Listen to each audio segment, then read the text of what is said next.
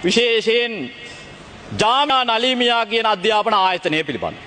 මම හිතන්නේ මේ උසස් අධ්‍යාපන ආයතනයෙන් අධ්‍යාපනය හදාරපු අය අපේ රටේ මැතිවරණ කොමසාරිස්වරු වෙලා හිටියා.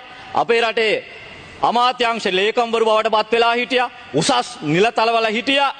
විශේෂයෙන් ඒ ආයතනය මේ රට තුළ ස්ථාපිත වීමට විශේෂයෙන් බේරුවල ප්‍රදේශයේ ඉන්න ප්‍රධාන දානපතියෙකුට අරමුණක් තිබුණා. ඒ තමයි මම හිතන්නේ ධර්මය පිළිබඳ දැනුම විතරක් නෙවෙයි සමාන්ගේ සමාජයේ ජීවත් වෙන රට පිළිබඳ දැනුමත් එක්ක තමයි කෙනෙක් පෝෂණය වෙන්න ඕන කියන කාරණාව.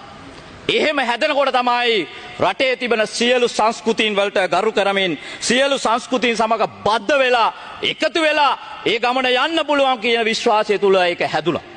හැබැයි අවාසනාවට ඔබ දන්නවා මේ උසස් අධ්‍යාපන ආයතනයේට පහුගිය කාලේ රටේ විශ්වවිද්‍යාල තරම් උසස් කරන්න තරම්